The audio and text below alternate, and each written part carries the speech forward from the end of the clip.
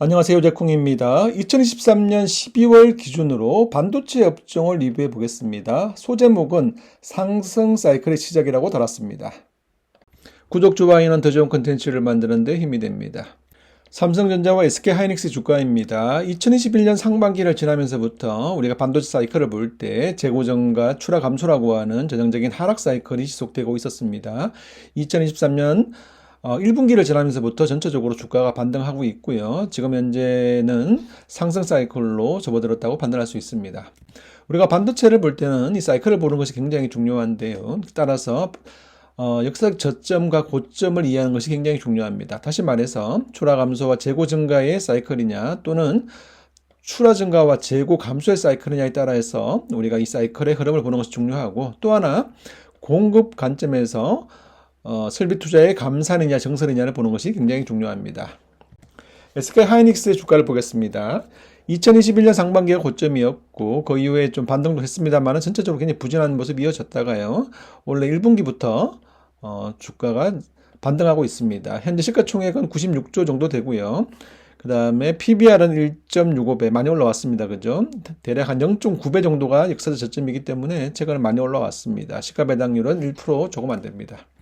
SK하이닉스 이번 3분기 실적을 보겠습니다. 이번 3분기 실적은 매출은 9조가 나왔고요. 영업이익은 마이너스 1조 8천억이 나왔습니다.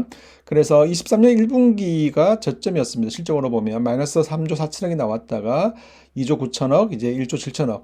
4분기는 대략 한 마이너스 3천억. 이렇게 해서 전체적으로 이 부진의 바닥을 찍고 점진적으로 실적이 개선되고 있다는 것을 보여주는 것이고요. 플러스해서 내년 실적 전망이 조금 더 긍정적으로 바뀌고 있는 그런 시기입니다.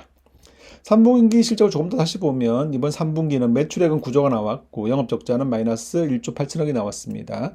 수익성 지표를 보시면 확실히 그죠? 23년 1분기가 저점이었고 그 이후에 전체적으로 매출 총이익률, 영업이익률, 에비타 마진, 순이익률 점진적으로 개선되고 있는 모습을 보여주고 있습니다.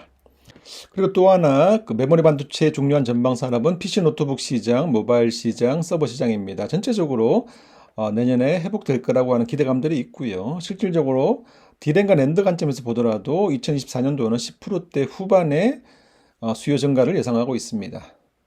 그리고 공급 관점에서 보면 2022년도에 SK하이닉스가 투자한 카펙스 투자가 거의 19조였거든요. 그런데 2023년도에는 50% 정도 감축을 했고 2024년 역시 대략적으로 볼 때는 23년보다는 증가하겠으나 일정 부분 증가분을 최소화하겠다 이렇게 얘기하면서 공급 관점에서는 조금 타이트해지고 수요 관점에서는 조금 더 시장이 좋아지는 그런 기대감들이 이제 증가하고 있는 그런 시기입니다. 반도체 주요 지표를 보겠습니다. 수출 금액을 보면 그죠? 확실히 올라오고 있는 모습을 보이고 있고요. 이번 12월 데이터를 보니까 수출 금액이 드디어 플러스로 증가하는 모습을 보였습니다. 여기에다가 이제 디램과 낸드의 가격을 보더라도 디램 가격과 낸드 가격이 둘 다 반등하는 모습을 보이고 있고요. 그래서 수출 금액의 증가, 디램과 낸드 가격의 반등, 좋은 시그널을 보여주고 있습니다.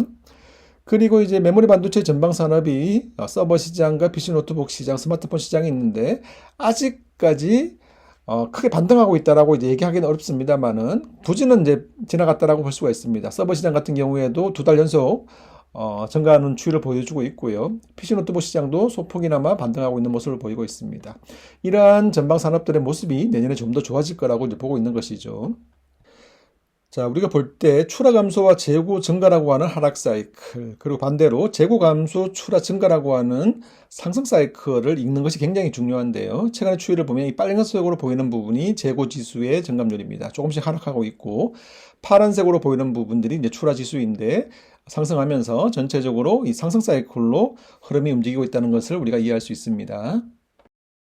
실질적으로 이제 쭉 보면 SK하이닉스, 삼성전자, 그 다음에 우리나라 기준의 반도체 출하와 재고의 전년 대비 증감률을 보더라도 정점, 그러니까 재고의 정점을 찍은 것이 올 1분기였습니다. 그 이후에 재고는 점진적으로 감소하고 출하가 이제 회복되기 시작하고 있고 주가도 반등하는 이런 모습을 보이고 있는 겁니다.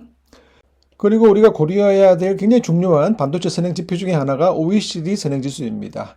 OECD 주요 국가들의 6개월 이후의 경기 전망을 보여주는 것인데요. 이 파란색이 중국이고요. 여기 그 보라색이 미국입니다. 중국은 이미 반등을 시작해서 OECD 선행 지수가 지금 상승하고 있고 미국도 점진적으로 반등을 시작하는 모습입니다. 이 지수가 왜 중요하냐면 우리나라 수출 금액과 OECD 선행지수의 이 상관관계가 굉장히 높기 때문인데요. 여기 보시는 것처럼 짙은 파란색으로 보이는 것이 우리나라의 수출 금액의 3개월 평균이고요.